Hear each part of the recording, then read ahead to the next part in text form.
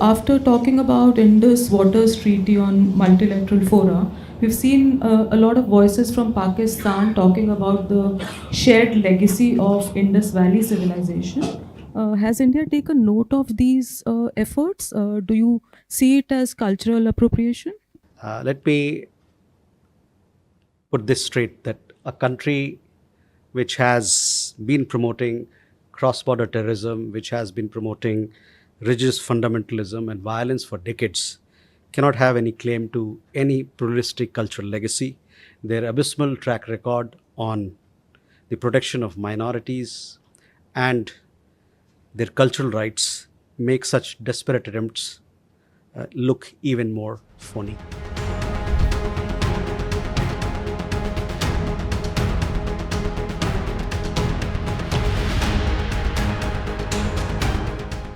Namaskar. Pakistan today faces an unusual historical dilemma. A state created in 1947 on the foundations of Muslim political identity is increasingly presenting itself as the custodian of a civilization that flourished thousands of years ago before the advent of Islam in South Asia. Harappa, Mohenjo-daro, Takshila and Gandhara have moved beyond being archaeological sites of historical importance and have become symbols of Pakistan's national identity, cultural diplomacy, and international image building. Pakistan increasingly presents itself as the inheritor of one of the world's oldest urban civilization, the Indus Valley Civilization, which flourished more than 5,000 years ago.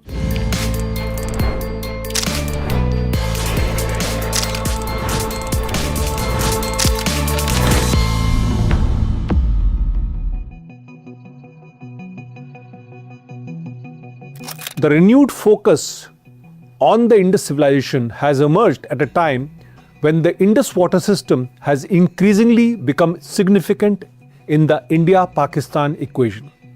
The Indus Water Treaty, signed in 1960 with World Bank mediation, has long governed the sharing of the Indus water system between the two countries. Following India's decision in 2025 to place the treaty in abeyance after the dastardly Pahalgam terror attack, the Indus became not only a technical water sharing issue but also a geopolitical symbol.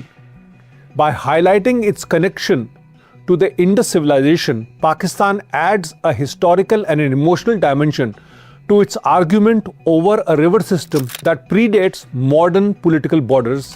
It is another matter that the Indus Water Treaty has been negotiated in the favor of Pakistan, as nearly 80% of the water of the Western River goes to the Islamic Republic, while only 20% is for usage in India. The Narendra Modi government put the IWT into abeyance to put pressure on Pakistan on dismantling the terror factories in that country, as the Indian Prime Minister, after Pahalgam, made it clear that water and blood cannot flow together. Even though Pakistan has been playing the victim card globally over IWT, fact is that India has not even stopped a cubic of water, as dam and canal building are still work in progress. The only thing that has happened is that India has stopped sharing the data of western river flows to Islamabad. Given the snail speed at which the Indian bureaucracy works, Pakistan will not be facing any ramifications, at least in the coming couple of years. But the Pakistan politician is already trying to score brownie points with the West and at the same time threatening to bomb Indian run-of-the-river dams on the western rivers. The Indus Valley narrative also suits Rawalpindi rulers, as it unites the restive provinces like Sindh, Khyber Pakhtunkhwa as the basin states of the mighty Indian river system. The unity narrative message under the Indus civilization brand comes at a time when the entire Pakistan is up in flames, including occupied Kashmir, Gilgit-Baltistan, Baluchistan, Khyber Pakhtunkhwa, and there is serious military tension on the Durand line, with the ruling Taliban in Afghanistan giving a befitting reply to Islamabad. Going back to its pre-Islamic history is not only limited to Pakistan but also countries like Iran, Egypt, and Iraq, as the younger generation wants to know its past and not be held prisoner by radical Islamists and mullahs.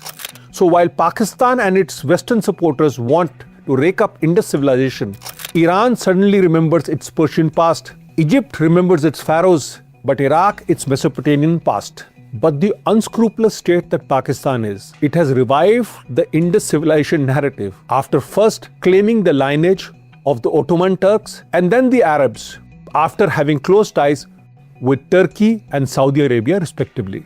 Bottom line for this chameleon nation is opportunity and the shared hatred of India, with Hindus being specially targeted by Field Marshal Asim Munir and his toxic ideology. Pakistan is obviously helped in the Indus water narrative by legatee Western powers who still think that they run the Indian subcontinent. There are some within India who are playing the China card to remind the Modi government that Indus and its major tributaries rise in Tibet and are in control of Pakistan's iron brother Xi Jinping. A deliberate attempt is being made to instill fear within India that China could do the same to India in the eastern and the western sector, what New Delhi presumably is doing to Islamabad. Fact is, all India is asking Pakistan is to stop targeting innocents across the border using terror as the instrument of state policy. Since General Ziaul Haq weaponized Islam to achieve and consolidate political power in Pakistan and against India, several thousand Indian innocents have lost their lives in Kashmir, Punjab, and in hinterland to terror strikes, IED bomb attacks, and indiscriminate firing, while the pusillanimous Indian governments in the past did not retaliate. The present Modi government has openly declared that terrorism is an act of war. The IWT has been kept in abeyance just to remind Pakistan's military rulers that the Modi government does not fear nuclear blackmail, and unlike the Manmohan Singh government, will not allow massacres like 26/11 go unpunished in spite of any international pressure. By putting the floodlights on Harappa, Mohenjo-daro, and the broader Indus heritage, Pakistan places the river system within a civilization narrative rather than viewing it only through a legal framework of the 1960 water sharing agreement. The message is that Pakistan is not merely a downstream state dependent on a modern treaty arrangement. It is also the geographic custodian of one of the world's oldest river civilizations.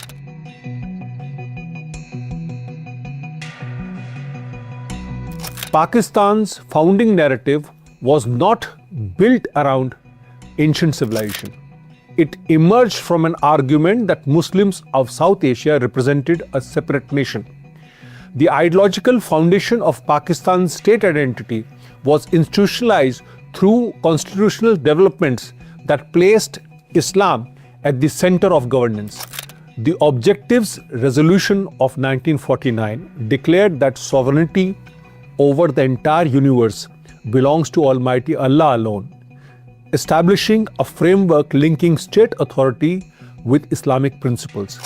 This direction was reinforced by the Constitution of 1956, which declared Pakistan an Islamic Republic, and further strengthened by the 1973 Constitution, which made Islam the state religion and required laws to conform with Islamic principles. In 1985, Islamist dictator General Ziaul Haq's government incorporated the Objectives Resolution with the Constitution as Article 2A, giving it a constitutional authority. These developments cemented Islamic identity as the core element of the Pakistani state. The ideological framework continues to influence Pakistan's official discourse. In April 2025, then Pakistan Army Chief and now Field Marshal Asim Munir repeatedly invoked the two-nation theory in public addresses. While speaking to overseas Pakistanis after Pahalgam attack, Munir stated that Muslims and Hindus were distinct communities with differences in religion, traditions, social values, and describing this as the distinction as the basis of the two-nation theory. At the Pakistan Military Academy in 2025, he again emphasized that Pakistan's creation was rooted in its separate Muslim identity. The significance of all these remarks lies not only in the words themselves, but also in who delivered them. Pakistan's military has historically played the central role in defining questions of national identity, security priorities, and ideological boundaries. The message remains consistent. Pakistan was created as a state based on Muslim political identity.